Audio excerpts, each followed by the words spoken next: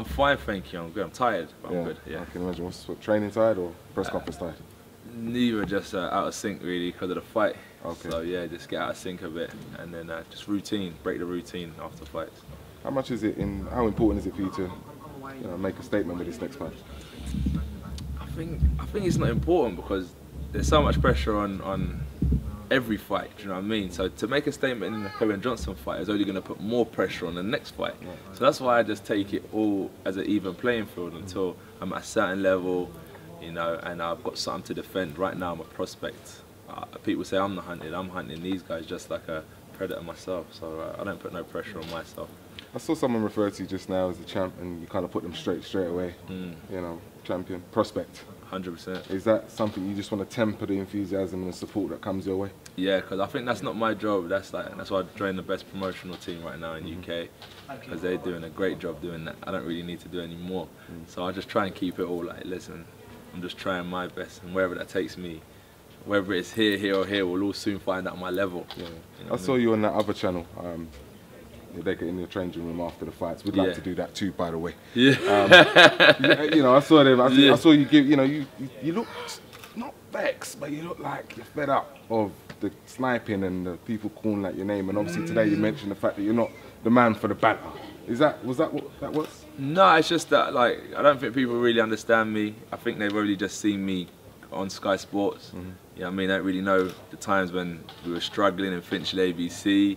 No one supports your grind. Yeah. Do you know what I mean? Now all of a sudden everyone knows what's best for AJ.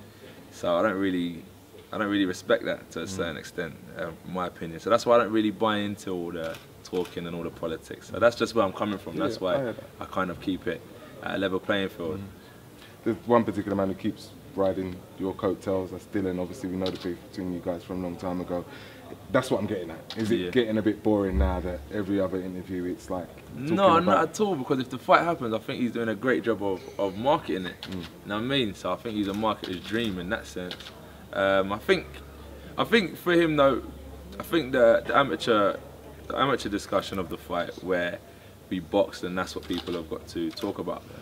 I think we've both developed from there. You know where I'm coming from? Yeah. So I think to just keep on going on about that, or if that's irrelevant now, going about something else. These fights will happen regardless because we're all in the heavyweight division and we're all prospects. Will they though? Because it's clear that you're the payday. So I mean, when you're I'm not a talent. Yeah, I hear that. I mean, I'm looking at it from a monetary perspective. You're clearly a talent. You're Olympic champion. So no, but it's just like the money side. I think that's the business side of things. But I think these fights have to happen in order to generate that money anyway. So I think that's why these fights will happen, to generate that kind of interest, that money. As you said, we have to fight each other. So I think, but to talk about amateur pedigree so early on in our careers, if that's all you have to really go by, I think we've both developed on a lot from that. So I think it's just irrelevant. That's why I don't really. That's why sometimes I don't entertain it, because it's irrelevant. You talked about turning some of your weaknesses into strengths. What were those weaknesses? And I think, like, when you're 6'7". No. When I'm 6'7", so you got someone like Tyson, short, stocky, boom. He's a set. You got someone like myself who's quite tall, slimmer levers. So what I need to do, I picture it like this: cut my legs off, cut my arms off. I've got my trunk, and all this is the most important part of becoming strong. Your core, your glutes, your hips, your groin. So I think I naturally get big around the chest area, arms. So I need to concentrate on more of like my foundations of my body, and that's what I've been doing, is focusing really on like that. So how have you been doing that? Because obviously the interview before, I said they mentioned some of the stuff you're doing in the gym. It does look crazy on Instagram. I ain't gonna lie. That's what I'm saying. They're little things, because I've got like a social guy now who kind of like manages that. My boys take a couple snaps in the gym, send them over. That's a good look. So so I don't even show all of it. So what I've done, I linked up with a new trainer. His name's Jamie, really good. We're doing more functional stuff, because what we used to do is just go gym with me and my cousins, and we're just bam, wait, what? We doing chest, boom, boom, and then stretch off, and I feel good. But now, but now I'm really just trying to be more professional in what I do, so I can prevent a lot more injuries. Because all injuries is tightness or weakness.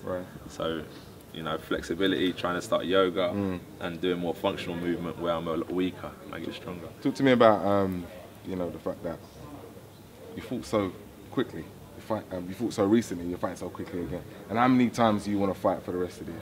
I think early on in your career, early on in my career, and a lot of other athletes that turn pro, we have that thing where it's just like boom, boom, boom, rack them up as quick as you can, build that confidence.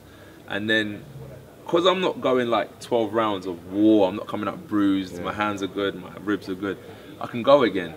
But if I was in like a 6-8 round slugfest where it's been a war, I definitely need to rest. But that's why I can keep on going. And how many times would be potentially May 9th, potentially, I'm not putting a tick next to that yet, but May 30th, so that could be 2. Probably I could get out like 6 more times this year. 5 more times, yeah. It's how easy I make them as well. The stress factor, clearly that's not an issue no more then. But what was that like when you sustained it, the pain, it was weird because rehabilitation? Like, so all through, it was having like November times. And this is what I'm saying, prevention's better than cure. So I've been training, I was thinking, oh, glutes tight, the top of my glutes tight. Just kept on stretching it, rotating it, trying it to make it click. It just felt like it needed to be released. And then, so I just carried on going, it went more, it was going more. So I was doing loads of physio, like acupuncture, just trying to maintain it. I was like, God, this is some tight muscle. So just to come to the Sprott fight, I thought, oh, I'm just gonna just go through the Sprott fight, paracetamol, train, just to numb the pain.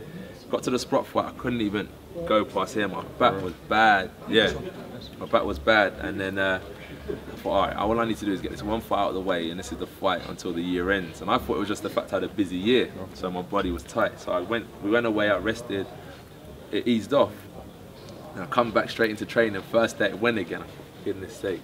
So I got one of them football physios who have all that high-tech stuff. He said, you know what, just get a scan, scanned it, MRI, come back and it was a stress fracture. But it's good in the sense that I realised what it was, what the pain was. At first I didn't know. The other physio was just saying it was muscle. Just started working. Loads of painful, pressure. Oh man, I swear to you, mad. Loads of core work. And then the guy I worked with was very dedicated to getting me back in time. He didn't want me to fight April 4th. Well, the fight just gone, but I wanted to and I felt good. So yeah, we're here now. Gavin, next fight, talked about mid-tier fighters. Who else represents that bracket of fighter for you? Mid-tier? Yeah. Chisora, Price, we're talking about names, and I think there's like loads of like European guys. And that's probably, that's it really, but there's loads of like more like the European scene in that mid-tier. So Price, you put in that? Do you know what it is that, because the top tiers, I'd say is like Wilder, Klitschko, Bermain Stavern, Ariola, you know what I mean, Thomas, no not Adam, Povetkin. These type of guys are more like top tier fighters. Who's that? Shagayev. Shagayev, these guys are top tier, then middle tier. The reason is just that I like Price in that because they went for the leap of faith, failed. They just come back down a peg and build them back up. So right now they're still in middle tier in my opinion. That's why. So okay, Mayweather Pacquiao. That's the fight on everybody's lips right now. Who wins and why? I'm Team Mayweather. Okay. You know. Does he stop him? Does it go to points? What happens? Pacquiao's the only chance to stop him. Mayweather won't stop Pacquiao. Okay, that's interesting. I ain't heard that one. Why is that? Because it's just not in his makeup. If he had banged out the last 6 opponents, I'd have started to back my words up. I can't back that statement up because he hasn't done that, especially against Pacquiao. But I think that Pacquiao, I mean, Mayweather might make Pacquiao look a lot worse than he's looked good against the majority of his opponents, because none of the opponents Pacquiao's boxed have got the same defence and artillery that Mayweather possesses. Of course.